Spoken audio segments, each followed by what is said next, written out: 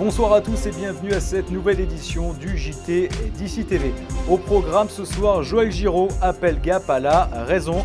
Le vice-président de la région PACA est revenu sur cette subvention, notamment pour l'Alparena, mais aussi le pôle multimodal de la gare. Il y a quelques jours, Bernard Josso expliquait sur notre antenne que le maire de Gap pourrait refuser un contrat de développement pour la ville.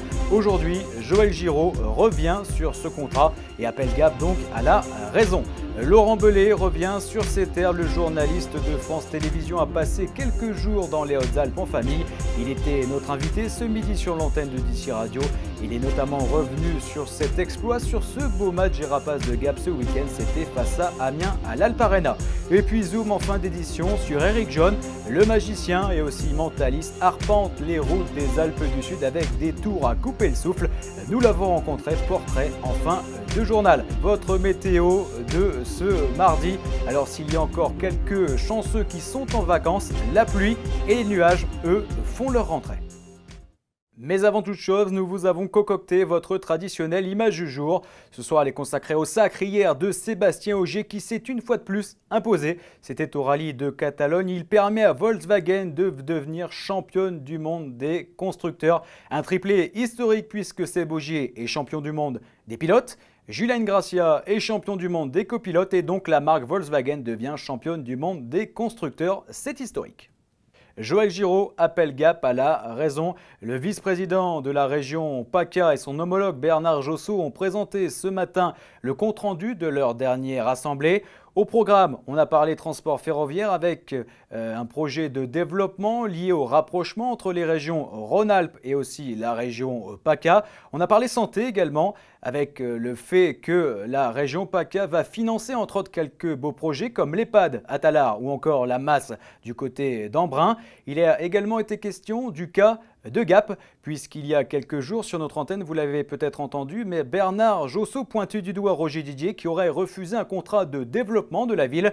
Il y a tout de même à la clé plusieurs millions d'euros, notamment pour le financement de l'Alparena et du pôle multimodal de la gare, entre autres. Aujourd'hui, Joël Giraud demande à ce que Gap soit un petit peu plus dans la raison. Moi, je ne comprends pas qu'on arrive à cette situation, très honnêtement. Tous les maires de droite ou de gauche dans la région, du côté de Nice, du côté de Toulon, du côté de Cannes, enfin, c'est des maires qui ne sont pas très favorables à la majorité régionale, vous le savez bien, ont signé ce type de convention, l'ont signé très rapidement, de façon à avoir rapidement de l'argent. Je ne peux pas comprendre qu'il y ait de tels blocages avec la ville de Gap. J'allais dire, il faut un petit peu s'ouvrir aux autres et faire en sorte qu'il y ait les périodes des élections d'une part, il y ait la période de la gestion raisonnable de l'ensemble des crédits d'autre part. J'appelle à plus de raison la ville de Gap. Allez, tout de suite, on passe au JT Sport comme tous les lundis. Il est présenté par Adrien Citeau. Le comité départemental de karaté organise ce week-end la Coupe et Championnat de Kumité 2013. Ça se passe à Veynes, dimanche à 13h30 au gymnase Mendès France. La cinquantaine de participants est qualifiée d'office pour l'échelon supérieur, le niveau régional. Laurent Martel, le président du comité départemental de karaté, nous explique le fonctionnement des combats et le système de points. Les compétiteurs donc, sont munis de protection. Il y a des protections de pieds, des protections de poings, des casques, des plastrons pour les catégories enfants et jeunes. Ceux-ci disparaissent pour les catégories plus âgées, je dirais. Le but, évidemment, est de remporter un combat, plusieurs combats, s'il en est. Et donc, comment remporte-t-on un combat ? Il y a des points. Il y a des points. Il y a des points, exactement, selon le coup où on le porte. Exactement, il y a un système de points. Un coup de pied au visage, c'est 3 points. Un coup de pied au corps, 2 points. Et les coups de poing, qu'ils soient au corps ou au visage, rapportent 1 point. Et évidemment, à l'issue du temps réglementaire ou avant la fin du temps réglementaire, le compétiteur qui a marqué le plus de points remporte le combat. Ok, Ligue Magnus, première victoire des Rapaces contre Amiens 4-1, c'était samedi soir. Gros match du nouveau gardien Michael Garmand et des Gapençais devant un public survolté. Au classement, les Rapaces restent bons derniers, mais ce week-end, ils rencontrent Brest, l'avant-dernier, et à 2 points des Rapaces. L'actualité sportive est maintenant terminée pour cette semaine. Rendez-vous la semaine prochaine pour un nouveau JT des Sports. Allez, restons dans le sport puisque ce midi nous recevions un invité de marque en la personne de Laurent Belay, journaliste à France Télévisions. Il passe actuellement quelques jours de congé en famille du côté de Gap. Il est revenu sur cette belle performance des Rapaces de Gap, c'était ce week-end à l'Alparena face à Amiens. Mais pour autant, il souhaite que le club de hockey de Gap reste prudent. Écoutez Laurent Belay, il est au micro de Jean-Marc Passeron.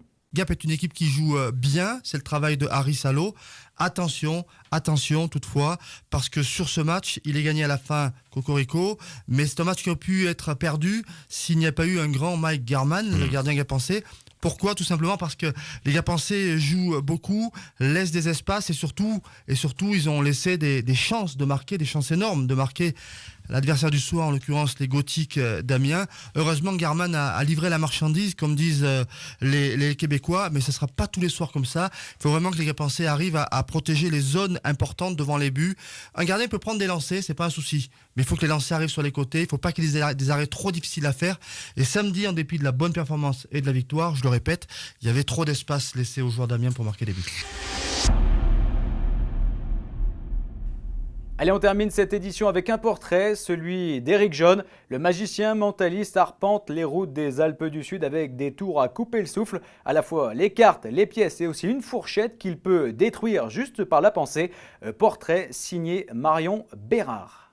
1, 3, c'est parti.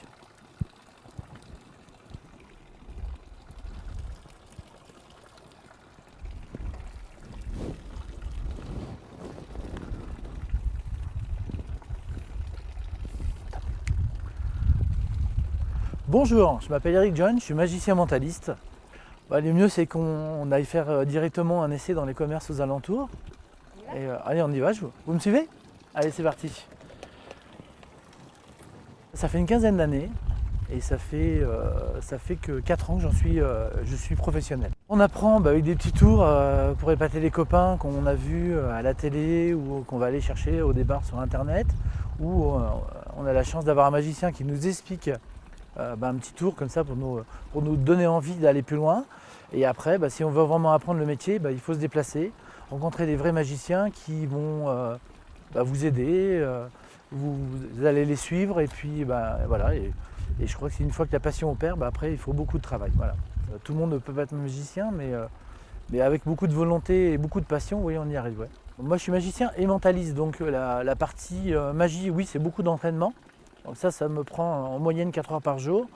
Et la partie mentaliste, c'est beaucoup de lecture. Donc là, c'est complètement différent. Et il y a une analyse corporelle des personnes. Donc là, c'est plus dans une réflexion. Donc là, voilà, c'est 1 ou 2 heures de lecture par jour en plus. Ouais. Ce qu'on va utiliser, c'est des techniques plus flash. Voilà, ça ne va pas être des... déjà, c'est sans lapin. Voilà, et ça peut être des cartes, des pièces. Mais ça peut être aussi du mental. Parce que le mental, la magie mentale, c'est une magie moderne. Alors, j'ai eu beaucoup de mal au début, je ne cache pas que la première année j'ai fait beaucoup de prospection, beaucoup de kilomètres en vain, parce que c'était complètement compliqué. Et je pense que c'est vrai que quand vous dites magie, les gens voient lapin, chapeau et cordes. Et ils ont toujours une image un peu vieille de la magie, alors que la magie moderne aujourd'hui c'est plus du tout ça. Donc avec des démonstrations et puis un peu de bagou, oui, ça marche parce que les gens se rendent compte qu'en fait ça peut être une animation moderne et attractive. Ouais. Il y a des périodes dans l'année. Voilà. C'est-à-dire que l'été, je fais beaucoup de mariages, puisque cet été j'ai fait une quinzaine de mariages. Je fais des anniversaires pour des gens qui ont envie de marquer une date précise, comme les 30 ans, les 40 ans. Mais ça va être plutôt l'été. Ça va être juin, juillet, août, septembre. Voilà. Même si après je travaille pour des restaurants. Et après en fin d'année, c'est les arbres de Noël. C'est pour les entreprises, ça va être les repas de fin d'année. Donc là, plus pour les adultes. Voilà. Et après l'hiver, ça va être plus des spectacles dans les stations. Parce que c'est des gens qui sont déjà dans un moment de détente. Ce n'est pas des gens qui sont stressés par le travail parce qu'ils sont en vacances. Donc c'est vrai que déjà, je ne dis pas que c'est un public acquis, mais c'est déjà des gens qui viennent pour s'amuser. On vit bien. Moi, je n'ai pas à me plaindre. Voilà. Mais il faut savoir qu'en magicien, on n'est que 1500 à en vivre en France. Et je crois qu'il y a 50 000 personnes qui font de la magie en France. Et donc il faut beaucoup travailler. Voilà. C'est pas... Je pense qu'il y a plus que la magie, il faut être commerçant. Voilà.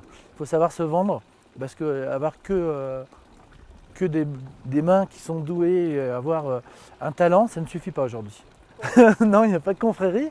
Par contre, il y a la FFAP, qui est la Fédération Française des Artistes Prestigitateurs, voilà, qui recense les magiciens et puis qui dit, voilà, aujourd'hui, vous êtes temps à en vivre au niveau professionnel. Et puis on a enregistré quand même, donc voilà. C'est une passion qui arrive à transmettre. Oui, des fois, c'est quelques petits où je leur fais de la magie, qui derrière accrochent et puis me rappellent régulièrement pour apprendre des nouveaux tours. Et donc, j'essaie de les aider dans leur progression.